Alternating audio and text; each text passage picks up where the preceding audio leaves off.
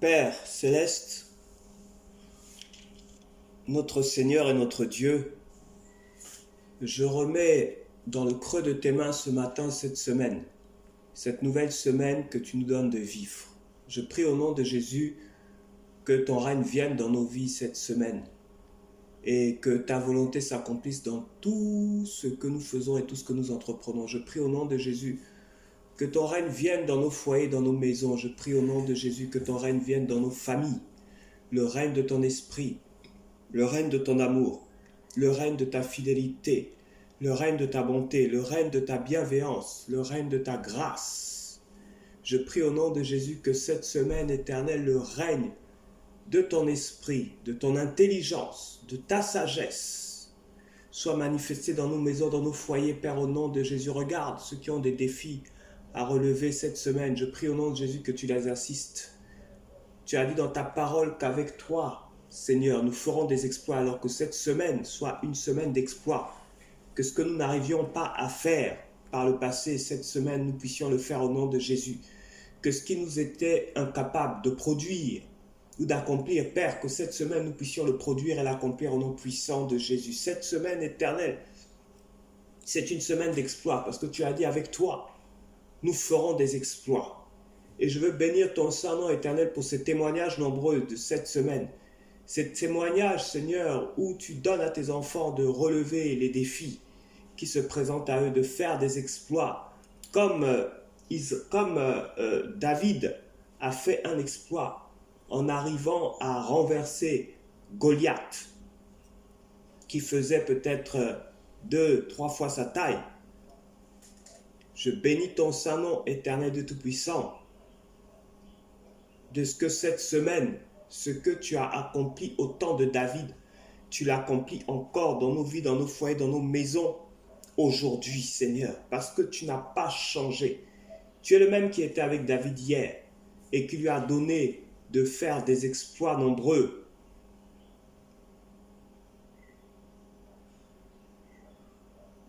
Tu es le même éternel du Tout-Puissant qui est avec nous aujourd'hui et qui nous donne d'opérer par ton esprit, par ta puissance, des exploits dans nos vies professionnelles, dans nos vies familiales, dans nos familles,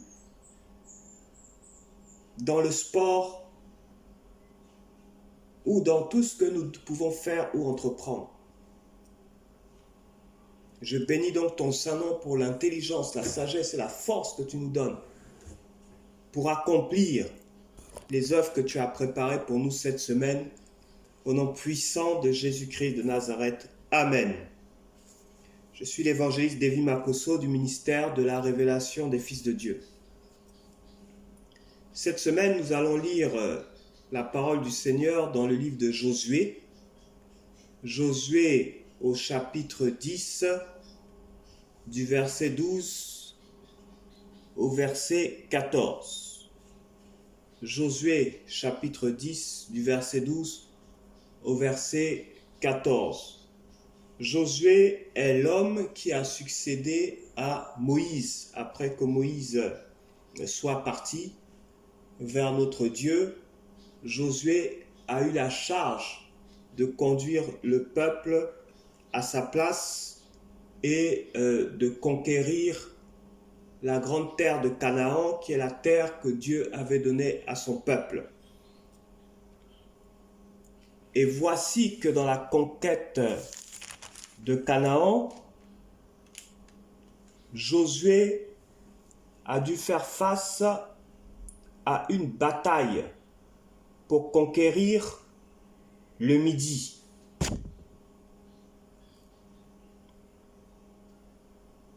Et cette bataille s'est faite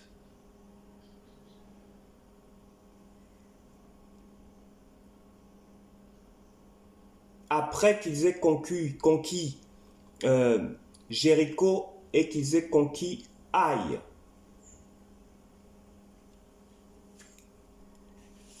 Et au cours de cette bataille, l'Éternel combattant pour Israël, il y eut un temps où Josué s'est aperçu que il lui fallait plus de temps pour pouvoir vaincre ses ennemis, pour pouvoir vaincre ses adversaires.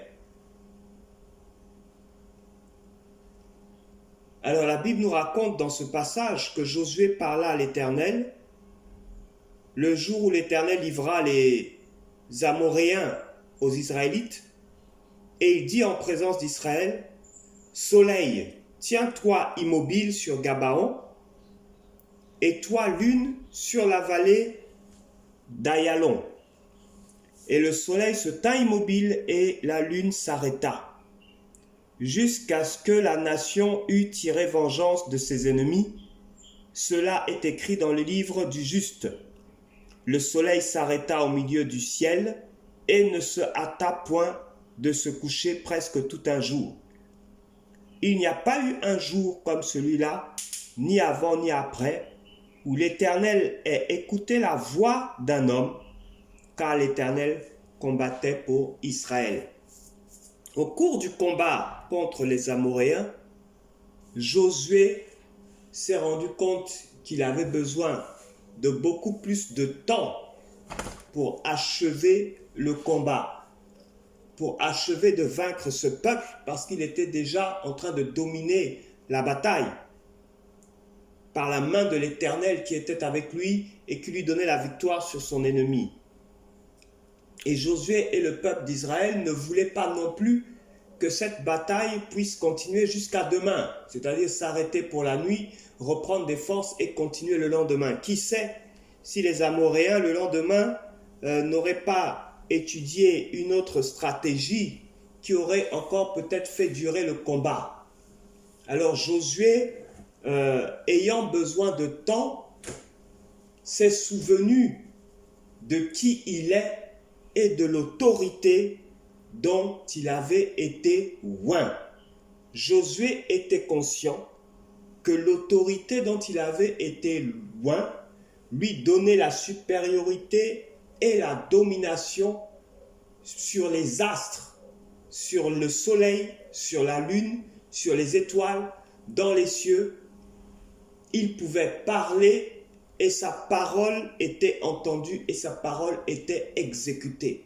Parce que Josué marchait avec Dieu, Josué vivait par Dieu et Josué était conduit par Dieu. Dieu n'a pas changé.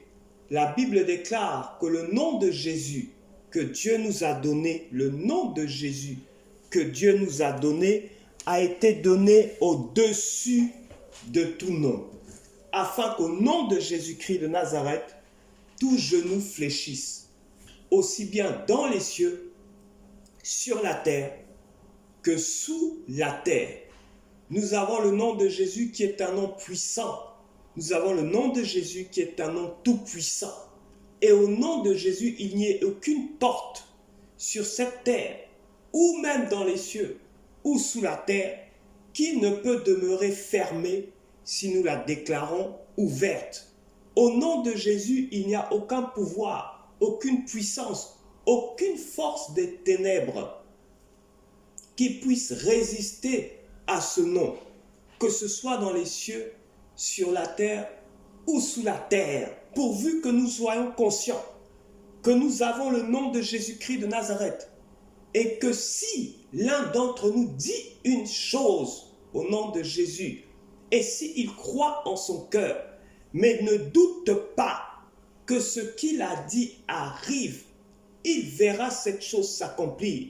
Si quelqu'un dit à cette montagne, ôte-toi de là et jette-toi dans la mer, et qu'il ne doute pas dans son cœur, mais croit que ce qu'il a dit arrive, il le verra s'accomplir. Josué a parlé au soleil. Il a dit, soleil, tiens-toi immobile sur Gabaon.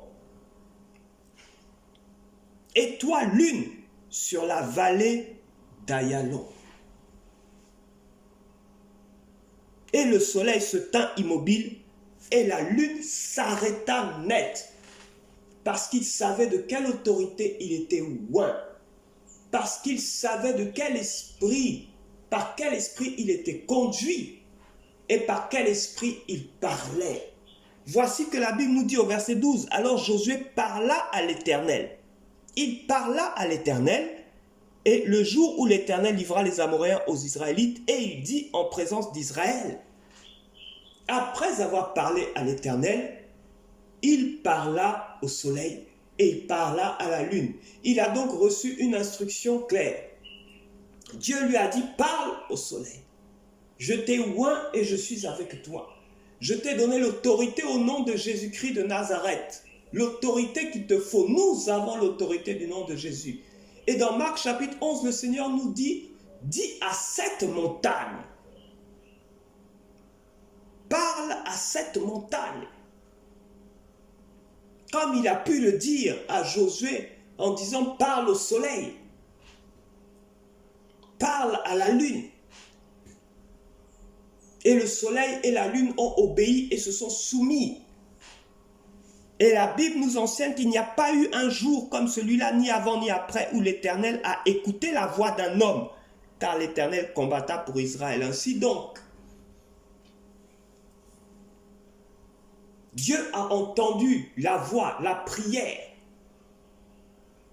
de Josué lorsqu'il parla à l'Éternel et lorsqu'il est sorti de cette intimité avec l'Éternel, il a ordonné au soleil, il a ordonné à la lune.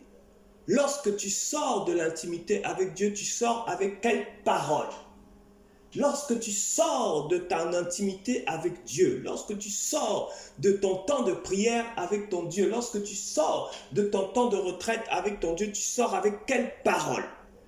Élie s'est levé un jour pour dire, l'Éternel devant qui je me tiens est vivant. Il n'y aura point de pluie sinon à ma parole. Et il n'a pas plu pendant près de 3 ans et demi. Parce qu'il est sorti de la présence de Dieu avec une parole. Une parole selon laquelle, à sa parole, la pluie devait s'arrêter pendant près de 3 ans et demi. Il a donc exercé l'autorité qu'il lui avait donnée par sa parole. Il a donc exercé l'autorité qu'il lui avait donnée par le moyen de la parole. Ouvre ta bouche et parle. Et la Bible nous enseigne dans Marc 11, ayez foi en Dieu. Tout ce que vous demandez en priant, croyez, croyez, croyez, croyez que vous l'avez reçu. Et vous le verrez s'accomplir. Élie a parlé. Josué a parlé. Qu'attends-tu pour parler à cette situation? Qu'attends-tu pour parler à cette adversité? Le Seigneur Jésus-Christ de Nazareth était en train de traverser un lac avec les apôtres. Et voici qu'une tempête s'est levée. Voici que la barque prenait de l'eau. Les apôtres ont réveillé le Seigneur. Et lorsque le Seigneur s'est levé, il a parlé à la tempête. Il a parlé à cette tempête. Et la tempête s'est calmée. Tout est redevenu tranquille. Parce que le Seigneur a exercé l'autorité qu'il avait reçue. Et il a reproché à ses apôtres leur manque de foi ou la petitesse de leur foi. Ouvre ta bouche et parle à cette adversité qui se tient devant toi, à cette difficulté qui se tient devant toi, à cette oppression qui te fatigue, à cette angoisse qui te fatigue, à ces rêves qui te fatiguent. Lève-toi et parle, dis une parole à ces choses-là qui te persécutent la nuit. Parle, ouvre ta bouche et parle, ouvre ta bouche et exerce l'autorité que ton Dieu t'a donnée. Libère la parole qu'il t'a donnée à toi et à toi seul sur cette maladie, sur cette oppression, sur cette angoisse. Ton Dieu n'est pas un homme pour mentir, ni le Fils de l'homme pour se repentir. Josué a parlé, le soleil a obéi, la tempête a obéi, Élie a parlé. Le climat, la pluie a obéi.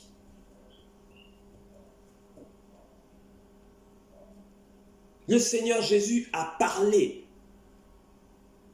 La tempête s'est arrêtée. Et la Bible nous enseigne que Élie était un homme comme toi et moi.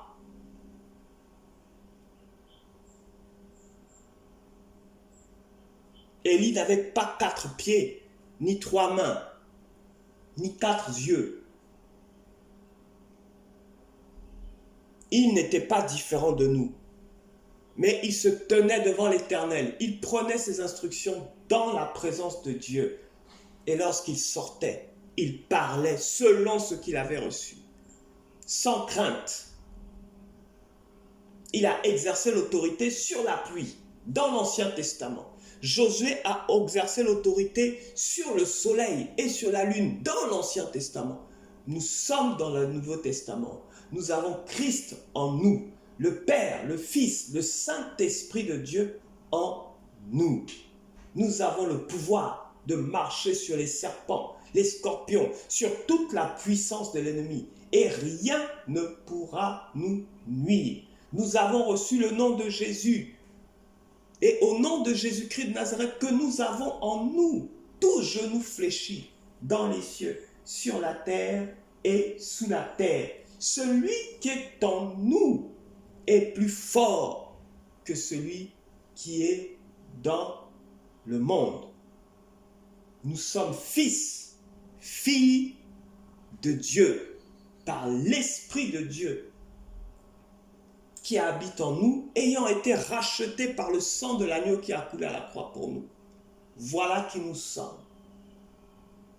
Et voilà de quelle autorité nous avons investi.